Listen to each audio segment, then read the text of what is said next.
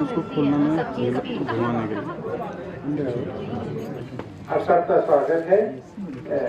ये 12वां BD Pandey memorial lecture.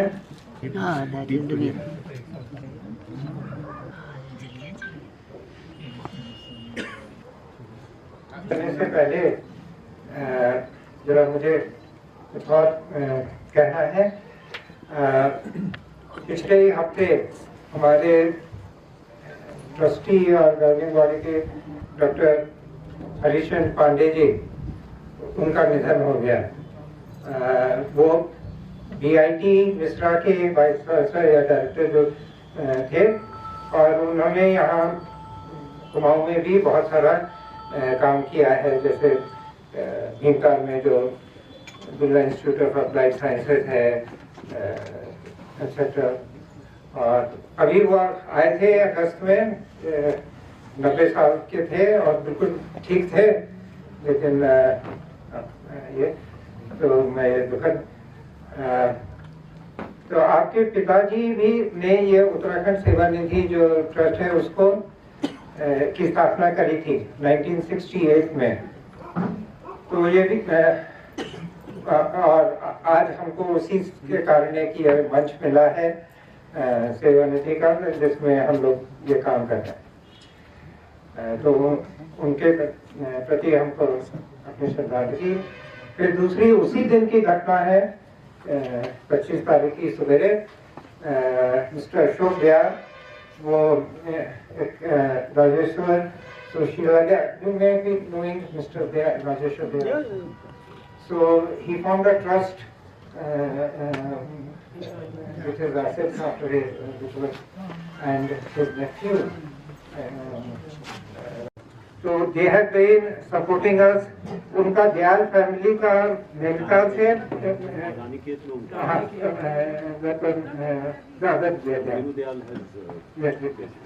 तो ये राजेश्वर दयाल के इनके साथ पिता उन्होंने अपने ट्रस्ट बनाया था। उनकी जो जैसे वो फॉरेन सर्विस में थे और यूनाइटेड नेशंस में बहुत ऊंचे पद में थे। तो उन्होंने अपने और उन्होंने कहा था कि कुमाऊं में ये शिक्षा और स्वास्थ्य जैसी चीजों के लिए का उपयोग में लाया जाए। तो मैं और वो हमको करीब 20 साल से सहायता दे रहे हैं। मंगलदीप है, आप लोग जानते होंगे, उसको भी कर रहे हैं। तो ऐसे लोगों के जाने से हम लोग का इन सब की सपोर्ट से हमारा काम चलता है। और मुझे ऐसा लगता है कि ये लोग 60, 70, 80 के दशक के लोग थे। तो उन्होंने उस समय ये सोचा कि ऐसे काम के लिए कुछ पैसे की भी जरूरत होती है, कुछ काम कर। तो एक उन्होंने ये न्यास बनाए और ये भावना सबको उत्पन्न करने की कोशिश करी कि यहाँ के और लोग इसमें जुड़ते जाएं। और ये कभी मेरी बात हो रही थी कि आजकल का माहौल थोड़ा बदल गया है। लोग अपने सेल्फिश, अपने ही उसके बारे में ज्यादा सोचते हैं, और ये सेवा करना या किसी और के भले के बारे में सोचना, ये कि ये कैसे लोगों में उत्पन्न हो या नहीं हो, क्योंकि ये एक कठिन प्रश्न है। तो मैंने आपसे 2 मिनट के लिए है और आपसे अनुरोध करूंगा कि इन दोनों व्यक्तियों के लिए, आत्माओं के लिए हम 2 मिनट मौन कर रखकर श्रद्धांजलि अर्पित करें।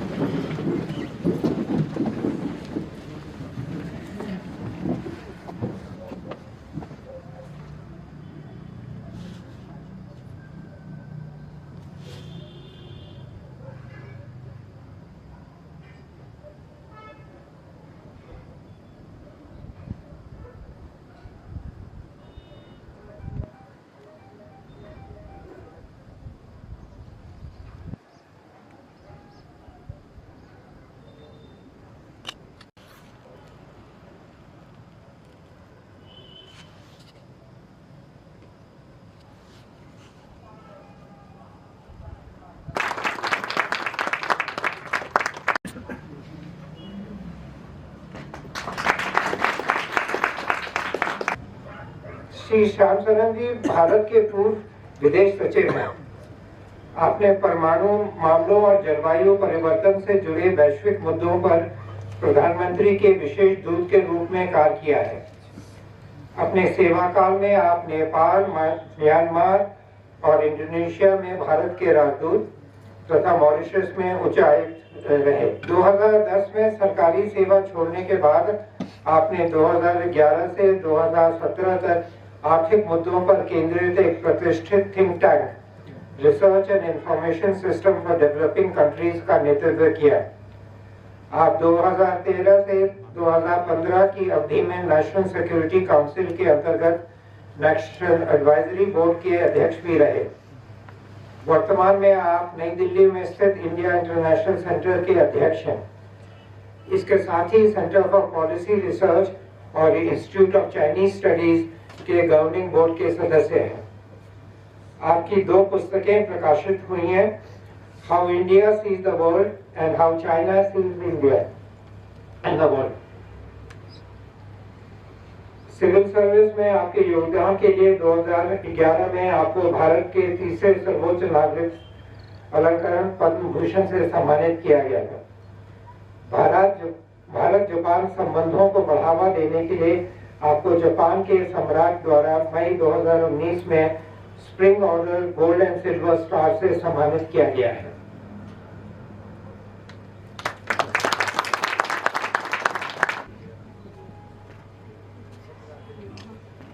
बहुत नमस्कार सभी लोगों का।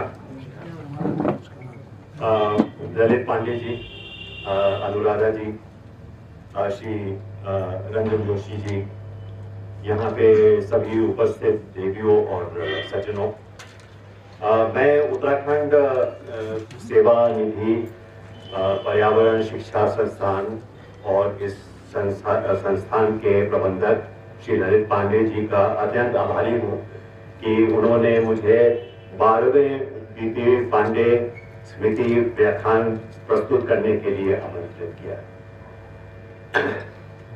और एक अवसर भी मिला है मुझे आप लोगों के साथ कुछ जो हमारे यहाँ पर्वतीय इलाका में जो कुछ मुद्दे हैं उनके ऊपर चिंतन करने। बीडी पांडे जी बिहार काडर के बहुत ही सुप्रसिद्ध आईसीएस अधिकारी थे। मैं बिहार का हूँ और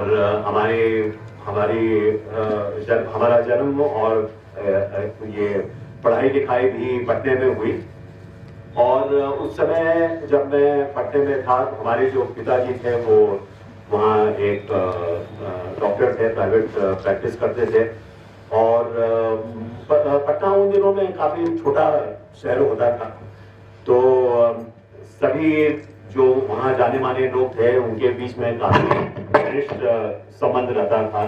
तो मुझे याद है कि हमारे पिताजी और बीडी पांडे जी और वहाँ पे और भी आईसीएस ऑफिसर थे, एलपी सिंह, टीपी सिंह, जो बिहार काडर के जाने माने आईसीएस ऑफिसर माने जाते थे, उनके साथ बहुत ही अच्छे संबंध थे।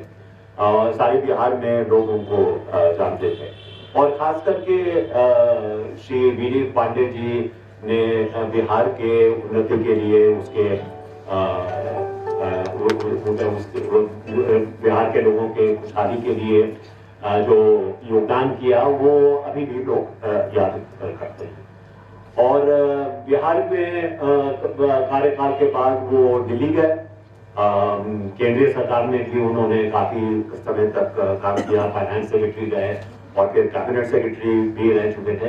तो जो उन्होंने अपनी तरफ से कार्य की तरफ जो निष्ठा दिखाई और एक तरह से जो कहते हैं एक पब्लिक सर्विस की जो एक आइडियल है वो जो उन्होंने दर्शाया वो सभी लोग उसको बहुत ही प्रशंसनीय मानते हैं। तो ये बहुत ही अच्छी बात है कि ललित पांडे जी ने आज इसका आयोजन किया है उनके स्मृति में। और मैं आज के व्याख्यान के लिए क्योंकि हम अल्मोड़ा में हैं, क्योंकि हम हिमालय की गोद में हैं, तो हमने सोचा कि हमारा जो अनुभव रहा है ये जो जलवायु परिवर्तन के क्षेत्र में जो हमने कुछ काम किया है, उसके वजह से मैं आज पर्वतीय इलाका में जो एक तरह से पारिस्थितिक एक असंतुलन है, एक क्राइसिस है, उसके बारे में आपसे कुछ आपके सामने कुछ अपने ख्याल रखूं। तो 208 में मुझे एक असाइनमेंट दी गई थी कि भारत के लिए आप एक national action plan on climate change की तैयारी करें। तो काफी लोगों के साथ मिलजुल के, काफी कंसल्टेशन के बाद हमने ये national action plan on climate change issue किया था। ये 208 जून में किया गया था और इसमें जो 8 नेशनल मिशंस को रखा गया था, जैसे कि नेशनल सोलर मिशन जो आज आपने देखा होगा कि काफी सफल रहा है भारत में, और जो नंबर 2 इसका नेशनल मिशन था वो था how to safeguard the fragile ecology of the Himalayas. ये राष्ट्रीय स्तर पे ये एक इसको महत्व दिया गया था कि हमारे न केवल ये जो पर्वतीय इलाका है, लेकिन इस पर्वतीय इलाका का बहुत ही महत्वपूर्ण योगदान है सारे जो इंडो गैंजेटिक प्लेन है, जहां पे 550 मिलियन पीपल लिव, उनके फ्यूचर के लिए, उनके लाइवलीहुड के लिए क्यों इतना महत्वपूर्ण है। तो ये तो नेशनल मिशन था, इसलिए हमने इसमें डाला क्योंकि कई सालों से, कम से कम अब 50 साल से मैं करीबन हर वर्ष में आता हूँ ये पर्वतीय इलाका में ट्रैकिंग करने के लिए। इसमें हमारी अपनी निजी दिलचस्पी है, तो मैं काफी दिनों से यहाँ पे भ्रमण करने आ रहा हूँ। यहाँ पे उत्तराखंड में, हिमाचल में, अरुणाचल में, नेपाल में, क्योंकि मैं नेपाल में राजदूत था, तो वहाँ नेपाल में भी जो नेपाल हिमालय है उनमें भी काफी हमने ट्रैकिंग की। तो हमारा एक तो अनुभव रहा कि ये इतनी सुंदर और इतनी जो एक आकर्षक एक लैंडस्केप है वो शायद कहीं और दुनिया में नहीं है। तो एक तो वो आकर्षण है, लेकिन साथ साथ इसका जो महत्व है वो शायद बहुत लोग जानते नहीं हैं, क्योंकि अगर ये पर्वत नहीं होते तो जो इंडो गैंजेटिक प्लेन है वो शायद एक डेजर्ट होता है, पानी नहीं होती, क्योंकि सारा जो मॉनसून विंड्स हैं वो सारे आगे चले जाते हैं। दूसरी चीज है कि ये हिमालय होने के वजह से, और जिसको कहते हैं थर्ड पोल, एक तो नॉर्थ पोल है, साउथ पोल है, और इसको कहते हैं दुनिया का ये एक थर्ड पोल, क्योंकि जो यहाँ पे बर्फीली जो जमा हुआ है उससे जो कई नदियां आती हैं, केवल इंडियन सबकॉन्टिनेंट में नहीं, लेकिन तिब्बत में भी जाती हैं, चीन में भी जाती हैं, वियतनाम में भी जाती हैं, बर्मा में भी जाती हैं। तो एक तरह से एक ये नॉट है जहां से ये सारी नदियां जो पेरेनियल रिवर्स हैं, बारहमासी जो नदियां हैं वो यहां से निकलती हैं। और यही कारण है कि हम इस इंडो गैंजेटिक प्लेन जिसको कहते हैं उसमें इतने सारे लोग अपनी जीवनी संभाल सकते हैं। तो इसलिए जो हिमालयन स्टेट्स हैं वो उनके लिए तो ये बहुत ही महत्व रखता है, लेकिन साथ साथ इससे ज्यादा महत्व रहना चाहिए जो हमारे इंडो गैंजेटिक प्लेन जो प्लेन्स पीपल हैं उनके लिए होना चाहिए, लेकिन वो कनेक्शन लोग देख नहीं पाते हैं। यही आज की रियलिटी है। तो इस जो नेशनल मिशन में हमने बनाया उसका यही उद्देश्य था कि किस तरह से, एक तो क्योंकि ये हमारे जीवनी के लिए, हमारे भविष्य के लिए इतना महत्वपूर्ण है, कैसे लोगों में एक ये अवेयरनेस बढ़ाई जाए। दूसरी चीज कि एक कॉन्सेप्ट हमने लाया इको सर्विसेज का, मतलब कि ये जो इकोलॉजिकल सर्विस यहां से प्रदान हो रहा है, खास करके जो प्लेन्स में लोग रह रहे हैं, उसकी वैल्यू कैसे निकाला जाए, क्योंकि जो भी इको सर्विस आ रहे हैं, अगर आप पहाड़ी इलाके के जो स्टेट्स हैं उनको अगर आप कहते हैं वन मत काटो या यहाँ पे विकास नहीं होना चाहिए, जिस तरह का विकास और जगह हो रहा है, क्योंकि अगर वो विकास होगा तो यहाँ पे प्रदूषण बढ़ेगी, अगर आप बड़े बड़े यहाँ पे इंडस्ट्री लगाएंगे तो प्रदूषण बढ़ेगी, यहाँ पे आप माइनिंग मत कीजिए क्योंकि माइनिंग करेंगे तो इससे आपके पर्यावरण पर ये इम्पैक्ट हो सकता है। तो ये जो एक डिमांड है बाकी लोगों से कि हिमालयन स्टेट्स को प्रिजर्व करना चाहिए एनवायरमेंट, ये उनका एक तरह से एक रिस्पॉन्सिबिलिटी है, लेकिन जो आपको वो सर्विस दे रहे हैं उसका क्या मूल्य है, उससे उनको कैसे कॉम्पनसेट किया जाए। अगर वो नहीं, अगर इस तरह का इस डायरेक्शन में अगर विकास कर रहे हैं तो इसको अगर नहीं करना है तो उनको कैसे कॉम्पनसेट किया जाए, ये कॉन्सेप्ट नहीं था पहले। अब देखिए कि अगर विश्व के स्तर पर आप देखेंगे तो जो ब्राजील में, लैटिन अमेरिका में जो अमेज़न फॉरेस्ट है, बहुत ही विस्तार का ये वन इलाका है। लोग कहते हैं कि ये सारा जो हमारे ग्लोबल लेवल पे, पूरे विश्व लेवल पे जो ये एनवायरमेंट है उसको इम्पैक्ट करता है। पूरे विश्व में भी जो वेदर पैटर्न्स हैं वो इनसे इन्फ्लुएंस होती है, इसका प्रभाव पड़ता है। अगर उसका प्रभाव पड़ता है तो ब्राजील कहता है कि अगर आप चाहते हैं कि मैं वन नहीं काटूं और जो हम उससे लोग जीवनी निकालते हैं वो अगर नहीं निकालें तो आपको कॉम्पनसेट करना चाहिए। और ये जो प्रिंसिपल है, सिद्धांत है, इसको माना गया है, हालांकि पूरे रूप से नहीं, लेकिन ये माना गया है कि अगर ब्राजील को ये अपने वन को सुरक्षित रखना है तो उसके लिए उनको कॉम्पनसेट करना चाहिए। तो एक ये वैश्विक एक सिद्धांत भी बन गया है। तो इसलिए जब हम लोगों ने ये नेशनल एक्शन प्लान बनाया तो हमने कोशिश किया ये सिद्धांत इसको इंट्रोड्यूस करने के लिए। तो मैं ललित पांडे जी को बता रहा था कि 2010 में मैं जब भी, उस समय फिर भी अभी भी प्रधानमंत्री के कार्यालय में था, स्पेशल एनवॉय जैसे उन्होंने बताया, तो प्रधानमंत्री मनमोहन सिंह ने मुझे कहा कि आप सारे जो हिमालयन स्टेट्स हैं सब जगह आप भ्रमण कीजिए, देखिए कि उनको क्या चुनौतियों का सामना कर रहे हैं, किस तरह से एक कोड ऑफ कॉन्डक्ट बनाना चाहिए कि कौन सी प्रतिक्रिया यहाँ हो सकती है, कौन नहीं हो सकती है, किस तरह से उनको कॉम्पनसेट करना चाहिए, कैसे वो लोग मिलजुल के एक, जैसे हमने बताया कि कौन से प्रिंसिपल्स पे उनमें विकास होने चाहिए, उनकी डेवलपमेंट होनी चाहिए।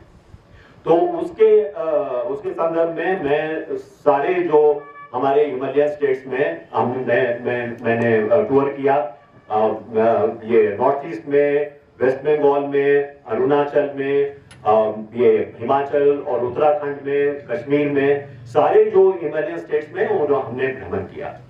और ये सब जगह ये बात हुई, जो चीफ मिनिस्टर थे और कुछ जो अधिकारी थे उन्होंने यही बात कही कि यहाँ पे लोग चाहते हैं कि उनकी जो स्टैंडर्ड ऑफ लिविंग है वो भी आगे बढ़े, वो भी चाहते हैं कि उनको खुशहाली हो, वो भी चाहते हैं कि विकास हो।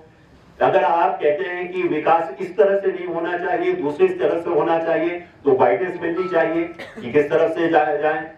यहाँ कोई सेंट्रल जो प्रोजेक्ट्स हो रहे हैं वहां पे उनको कैसे हैंडल करना चाहिए। अब मैं उदाहरण आपको दे रहा हूं, जैसे कि यहाँ पे सिक्किम में या उत्तराखंड में जो डैम्स बनाई जा रही हैं, हाइड्रो इलेक्ट्रिक पावर डैम्स बनाई जा रही हैं। अब हम लोगों ने देखा, मैंने जब भ्रमण किया, हम लोगों ने देखा कि डैम तो बन गया, लेकिन जो उसके साथ जो ये अर्थवर्क होती है, जो कि मलबा निकाला जाता है, क्योंकि वो वहां पे खुदाई जो हो रही है, ये जो लॉ है उसके मुताबिक ये सारा उनको हटा देना चाहिए वहां से, वहां पे छोड़ना नहीं चाहिए जो मलबा लगा हुआ है, पूरे के पूरे पहाड़े सा वहां पे प्रोजेक्ट के बगल में बना हुआ है। उससे क्या होता है कि जो भी नेचुरल ड्रेनेज है, पानी का जो फ्लो है वो सारा ब्लॉक हो जाता है। तो हम लोगों ने देखा कि जो अपस्ट्रीम है, पहाड़ी ऊपर पहाड़ी के इलाका है, वहां पे वाटर लॉगिंग हो रही है, पानी जमा हो रहा है, और उसके नीचे मलबा के नीचे जो गांव है उनमें पानी नहीं है, क्योंकि सारा जो पानी आ रहा था ऊपर से वो ब्लॉक हो गया। तो कई ऐसे गांव थे जो कि अबैंडन लोगों ने कर दिया था, छोड़ दिया, क्योंकि वहां पे वो फिर से खेती आगे कर नहीं पा रहे। तो इस तरह की समस्याएं कई जगह पे देखने को मिली। दूसरा, आज देख रहे होंगे आप सारे पूरे देश में ये रिलीजियस टूरिज्म बहुत ज्यादा बढ़ गया है। लेकिन रिलीजियस टूरिज्म सही है, लोग कहेंगे कि आप लोगों के सेंटिमेंट के साथ आप खिलवाड़ नहीं कर सकते हैं। अगर वो श्रद्धा से अगर जा रहे हैं, बद्रीनाथ जा रहे हैं, केदारनाथ जा रहे हैं, तो कैसे आप उनको रोकेंगे? अगर रोके भी नहीं तो कम से कम कुछ भी तो उस पर तो नियंत्रण होना चाहिए। अब केदारनाथ ऐसे जगह पे जो 18,000 फुट पे है, वहां पे अगर हर रोज 20,000 25,000 लोग जमा होंगे तो उसके वो पर्यावरण का क्या हालत होगा बताइए आप। तो कम से कम कुछ तो नियंत्रण होना चाहिए। तो उस समय भी चीफ मिनिस्टर लोगों ने बोला है कि देखिए, अगर आप हमको बोलेंगे कि आप नियंत्रण लाइए तो हमारे लिए जो राजनीतिक स्तर पे हमारे लिए मुश्किल हो जाएगी। लेकिन सारे जो अगर हिमालयन स्टेट्स के चीफ मिनिस्टर हैं, सभी लोग मिलके और सभी पार्टी मिलके कहें कि हाँ यहाँ पे नियंत्रण होना चाहिए, हर रोज इतने लोगों से ज्यादा नहीं जाने चाहिए, अगर मलबा वहां पे है तो किस तरह वो मलबा को कंट्रोल करना चाहिए, प्लास्टिक नहीं इस्तेमाल करना चाहिए, ये अगर सारे मिलके अगर सहयोग के साथ अगर ये घोषणा करे तो शायद ये हो सकता है। लेकिन एक केवल आप केंद्र सरकार अगर किसी उत्तराखंड के सरकार को या हिमाचल के सरकार को बोले कि आप इसको कंट्रोल कीजिए तो वो नहीं हो पाए। तो ये सब जो मैं बता रहा हूं, ये सारे इस पे विस्तार से ये डिस्कशन हुआ, कुछ ये पॉलिसी पेपर भी बना। लेकिन मैं 2010 की बात कर रहा हूं, आज 2025 है और अभी तक कुछ हो नहीं पाया, और ये जो समस्या है और भी बढ़ती गई है। तो इसलिए मैं बोल रहा हूं कि ये अगर मैं बोल रहा हूं कि परिस्थिति के एक संकट है, ये बहुत ही बड़ा संकट है इस पूरे इलाके के लिए। शायद आप लोग तो यहाँ के निवासी हैं, आपको शायद इसके बारे में ज्यादा धारणा होगी, मैं तो एक विजिटर हूँ। लेकिन इस पे अगर नहीं अमल किया जाए, इसके ऊपर अगर विचार नहीं किया जाए तो ये हमारे लिए आगे चल के बहुत ही और भी ज्यादा संकट बन सकता है। और केवल इन इलाकों के लिए नहीं, जैसे हमने बनाया, इसका महत्व जो इंडो गैंजेटिक प्लेन है उसके लिए भी। तो इसके बारे में क्या करना चाहिए? तो ये एक लोग कहते हैं कि देखिए, आप पर्यावरण के बारे में बात कर रहे हैं, एनवायरनमेंट के बारे में बात कर रहे हैं, क्लाइमेट चेंज की बात कर रहे हैं, जो क्लाइमेट चेंज की वजह से जो काफी इम्पैक्ट हो रहा है सभी जगह। लेकिन जो लोगों की लाइवलीहुड है, उनकी जीवनी है, उसके लिए क्या करें? उनके लिए तो कोई साधन है नहीं। तो आप कह रहे हैं कि ये मत करो, लेकिन उनके लिए आपके लिए कोई ऑल्टरनेटिव साधन है कि नहीं है कोई? तो वो हम दे नहीं पाते हैं। तो इसके लिए मैं 2-3 चीज कहना चाहता हूं। एक तो जो एक मैं कहता हूं कि एक तरह से परस्पर कॉन्ट्रडिक्शन दिखाया गया है कि एनवायरनमेंट और प्रोग्रेस और विकास और पर्यावरण, ये दोनों में कोई कॉन्ट्रडिक्शन। मतलब कि अगर आप विकास चाहते हैं तो थोड़ा आपको सैक्रिफाइस करना पड़ेगा, एनवायरनमेंट को, इकोलॉजी को सैक्रिफाइस करना पड़ेगा। मेरा मानना है, जो कुछ भी हमने अध्ययन किया है, जो कुछ भी हमने काम किया है इस क्षेत्र में, मेरा मानना है कि इसमें कोई कॉन्ट्रडिक्शन नहीं। अगर आप दीर्घकालीन के लिए अगर आपको विकास चाहिए, तो अगर आप ये एनवायरनमेंट पे या इकोलॉजी पे आप ध्यान नहीं देंगे तो आगे चल के विकास नहीं हो पाएगा। वो एक्चुअली आपके लिए आप पीछे की ओर गिरते जाएंगे। तो एक तो ये शॉर्ट टर्म थिंकिंग और लॉन्ग टर्म थिंकिंग, ये जो एक धारणा है वो लाने की जरूरत है।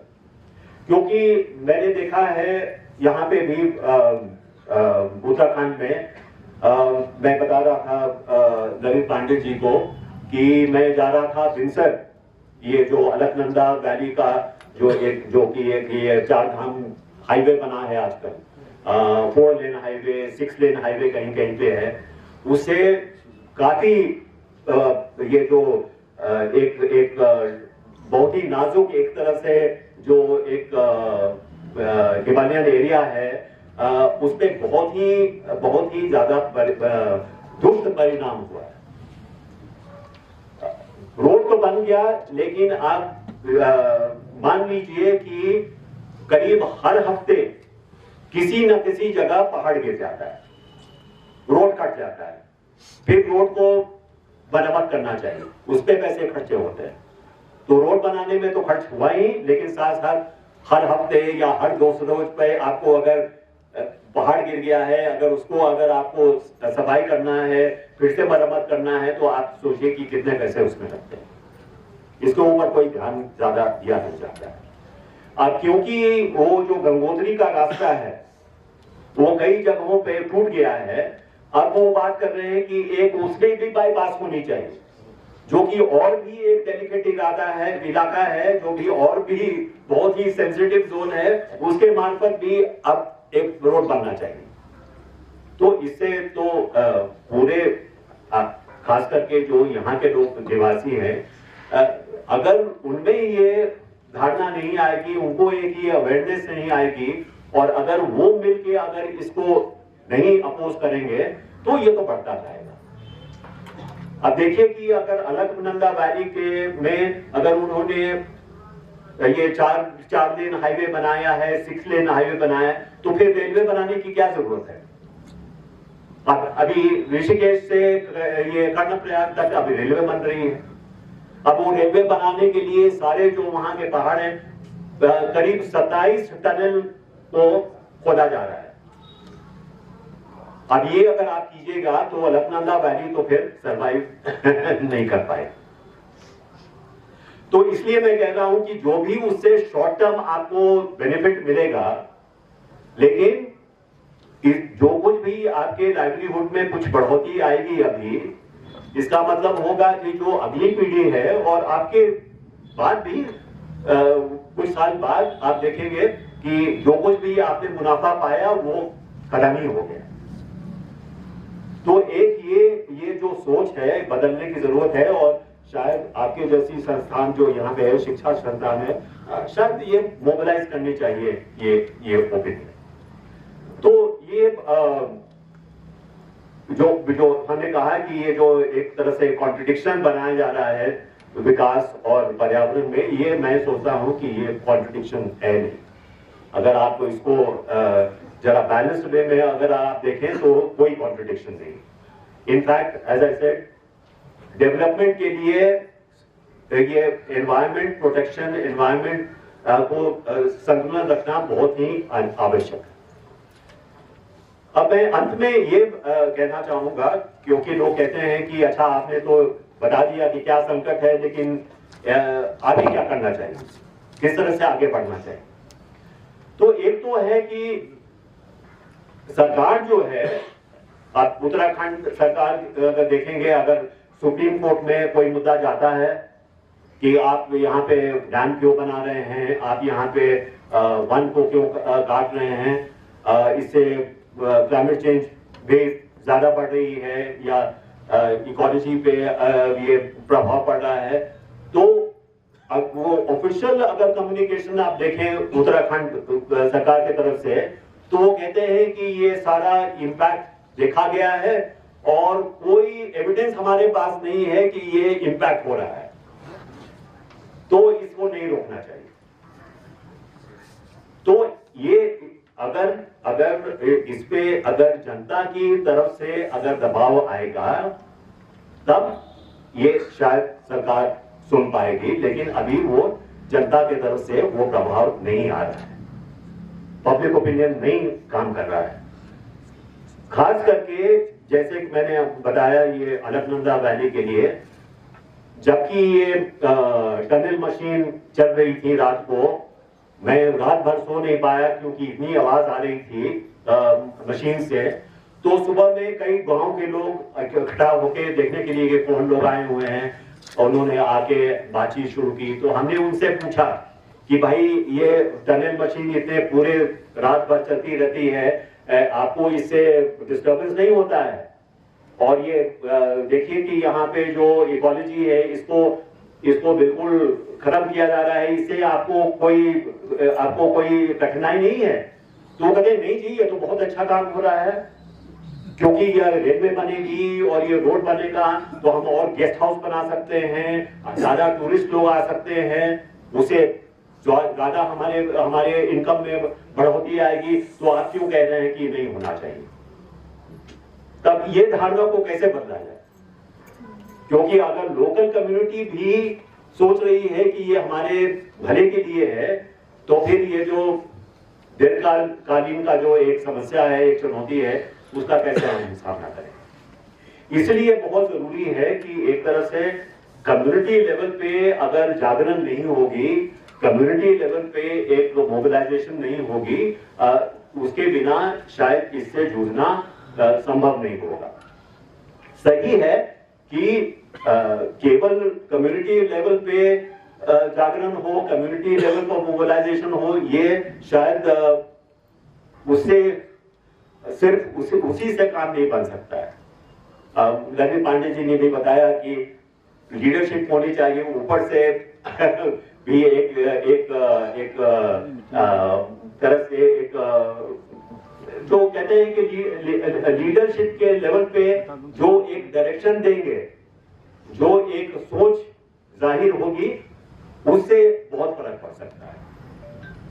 लेकिन अभी के समय में उस तरह का हम लीडरशिप लेवल पे हम वो नहीं देख पा रहे हैं। तो अगर वो अभी भी नहीं है, फिर भी मैं कहूंगा कि जो कम्युनिटी लेवल पे मोबिलाइजेशन होनी चाहिए, उसका अपना महत्व है और उसको बढ़ाना बहुत जरूरी है। तो इसलिए मैं आप सभी लोगों से ये बहुत विनम्र से मैं आग्रह करूंगा कि आप लोग एक तरह से इस समाज के लीडर्स हैं, अगर आप लोग मिलके अगर इस पे थोड़ा काम करेंगे तो शायद इससे बदलाव आ सकता है। बहुत बहुत धन्यवाद, थैंक यू। मन में एक क्वेरी है कि क्या शासन स्तर पर या ऊपर संसद में कई तरह की कमेटीज है, तो क्या हिमालयन रीजन के लिए कौन सा विकास अपेक्षित है, उसके लिए कौन सी नीतियां होनी चाहिए? क्या इस तरह की कोई कमेटी वहां पर गठित की गई है, और अगर की गई है तो वो किस तरह की रिकमेंडेशंस देती है? इस तरह की कोई खास कमेटी नहीं है। हालांकि जलवायु परिवर्तन जो हो रहा है या एनवायरनमेंट के ऊपर जो डिग्रेडेशन की बात हो रही है, उसके ऊपर समितियां बनी हुई हैं और उस पर बातचीत होती है। लेकिन जैसे हमने बताया कि हम लोगों ने 2008 में एक नेशनल मिशन बनाया था, और उसके अंतर्गत जो department of science and technology है, उनको ये दिया गया था, रिस्पॉन्सिबिलिटी दिया गया था कि आप साइंटिफिक बेसिस पे किस तरह का विकास होना चाहिए इन पर्वतीय इलाकों में, उनकी खासियत को ध्यान में रखते हुए उस पे आप काम कीजिए। तो कुछ हद तक उन्होंने काम किया, उन्होंने एक रिपोर्ट भी बनाई थी department of science and technology ने कि किस तरह का यहाँ पे विकास होना चाहिए, और उस विकास के लिए केंद्रीय सरकार की तरफ से क्या सहयोग मिलना चाहिए, क्योंकि जो पर्वतीय इलाके के जो स्टेट्स हैं उनके पास वो साधन है।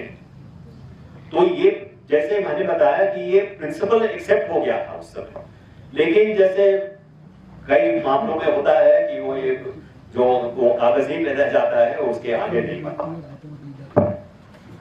सर नमस्कार। अभी आपने भी जिक्र किया रेलवे लाइन जो बन रही है, चाहे वो टनकपुर की वहाँ की बन रही हो कर्णप्रयाग वाली, या वो यहाँ की प्रपोज्ड है जो बागेश्वर की बननी है। अब इस समस्या को कैसे एड्रेस किया जाए? कम्युनिटी एनवायरनमेंट होना चाहिए, कम्युनिटी की आवाज होनी चाहिए, ये तो बहुत एक कॉमन बात है। लेकिन कम्युनिटी बहुत डिवाइडेड होती है। उसमें एक बहुत बड़ा सेक्ट होता है जो कहता है वो अपनी इमीडिएट जो उसकी जिसको वो अपना विकास मानता है, आपने भी एड्रेस किया, वो मान रहा है, और मुट्ठी भर लोग होते हैं जो इसके खिलाफ आवाज उठा रहे हैं। अगर कम्युनिटी पे ही इन सब चीजों के लिए डेवलपमेंट, इन सब चीजों के लिए डिपेंड करना है, तो जो हमारा एडमिनिस्ट्रेशन है या जो गवर्नमेंट है या इतनी कमेटीज बनती हैं, इतने लीडर्स हैं, फिर उनका क्या फायदा है। कम्युनिटी लेवल इसलिए मैंने बोला, जैसे हमने बताया, आप सही कह रहे हैं कि कई इलाकों में अगर जो इलाके के निवासी हैं उनसे आप बातचीत कीजिए तो वो सोचते हैं कि अगर रेलवे लाइन बन रही है तो ये हमारे हित के लिए, तो उसके वजह से जो दूषित परिणाम है उसके बारे में वो ज्यादा सोचते नहीं है। तो उनको कैसे उनका सोच बदली जाए, और जो आप कह रहे हैं कि कैसे इसके ऊपर अटेंशन होनी चाहिए। अब देखिए कि कोई भी हमारा इलेक्शन हुआ है, हमने कहीं नहीं देखा है कि एनवायरमेंट एक इशू है इलेक्शन में, कभी नहीं आप देखेंगे।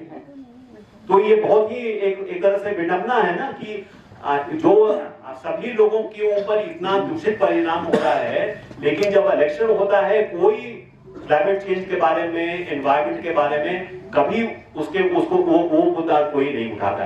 तो जो पॉलिटिशियन भी है वो भी कहता है कि आप क्यों कह रहे हैं कि आप इसके ऊपर ध्यान दीजिए, क्योंकि इलेक्शन में तो कोई नहीं बात उन्होंने उठाई। नहीं, सवाल सर ये है कि सर फिर ये कैसे इसमें कंट्रोल है?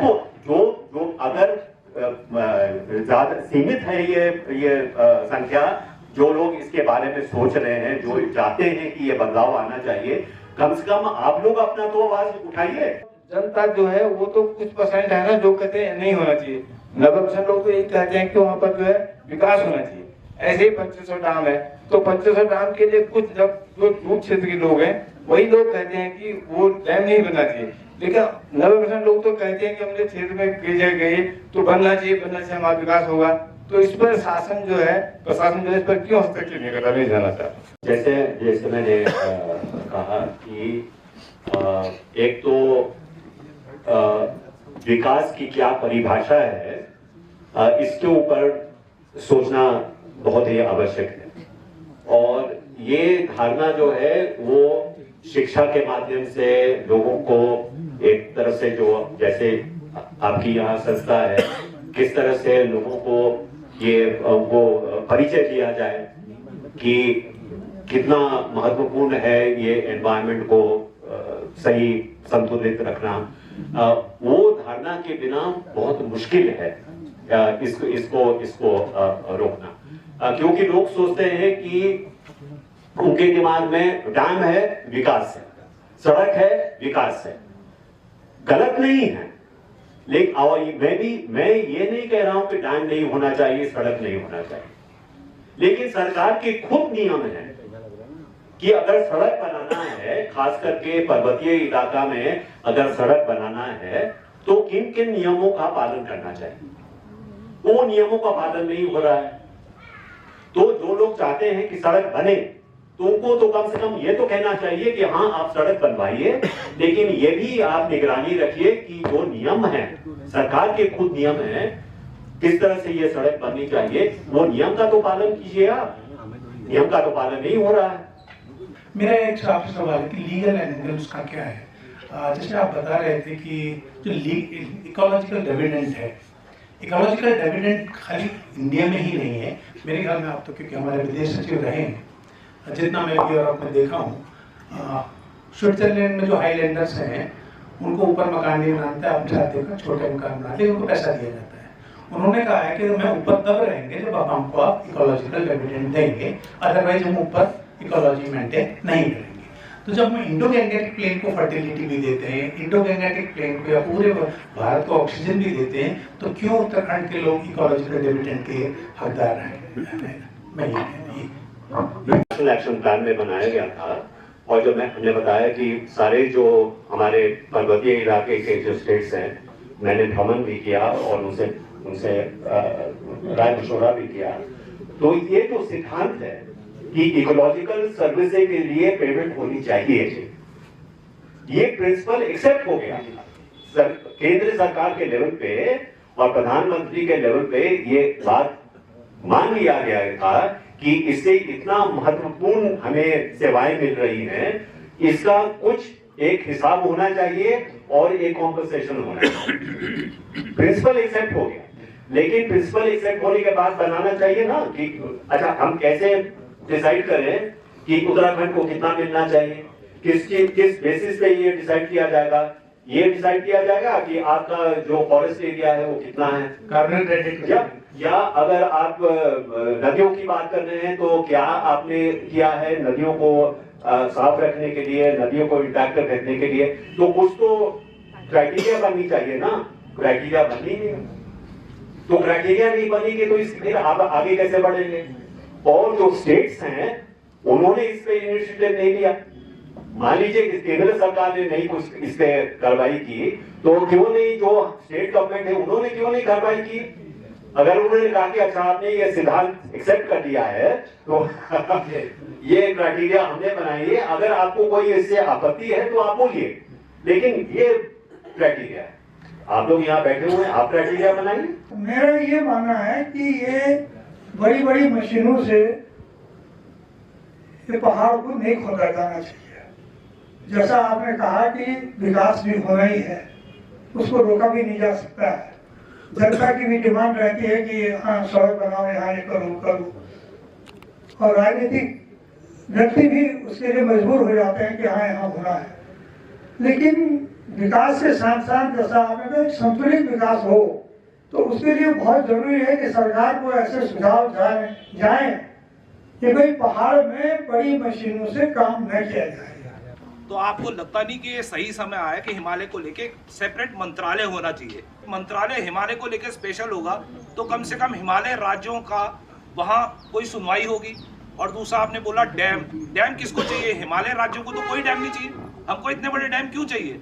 ये सारा का सारा जो नीचे प्लेन्स का इलाका है उन लोगों को बिजली चाहिए सब। और सेक्रीफाइस कौन कर रहा है? हिमालय राज्य कर रहा है, हिमालय खुद कर रहे हैं। हमारे वहाँ छोटे छोटे डैम होंगे तो आसपास के गांव की बिजली का भी हो जाएगा ये हिसाब किताब, और हमारा पर्यावरण भी बचा रहेगा।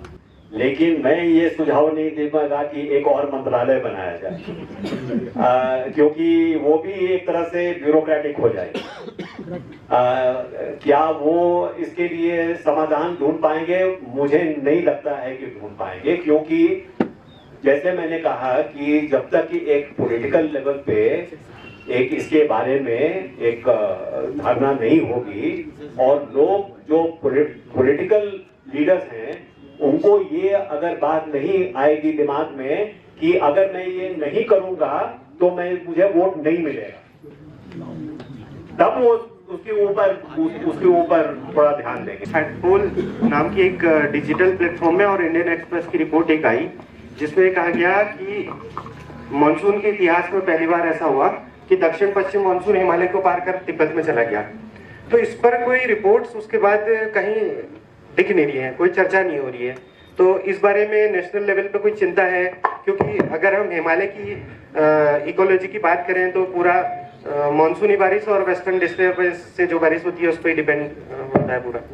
देखिए कि वो तिब्बत के ऊपर बारिश हो, लेकिन अगर आप आज लद्दाख में जाइए तो कई ऐसे सूखे इलाके हैं जहां पे बारिश हो रही है, या राजस्थान में बिल्कुल जो डेजर्ट इलाका है वहां पे बारिश हो रही है। एक सीजन में क्योंकि वहां पे बारिश नहीं हो रही थी तो लोग जो घर बनाते हैं वो मड की बनाते हैं। कभी उन्होंने सोचा नहीं कि इतने जोर से वर्षा आएगी कि ये सारे बह जाएंगे, वो हुआ। तो ये जो वेदर पैटर्न है, क्लाइमेट है, वो सब जगह बदल रहा है। ये केवल हमारे इंडियन सब कॉन्टिनेंट की समस्या नहीं है। ये जो वेदर चेंज कर रहा है वो पूरे विश्व में चेंज कर रहा है। अगर हम राज्य बनने के बाद पिछले 25 सालों को देखें तो जो जिस तरह से नियम कानून हमारे यहाँ आए और उन्होंने पूरे संसाधनों से लोगों को काटा है, वो बहुत खतरनाक है।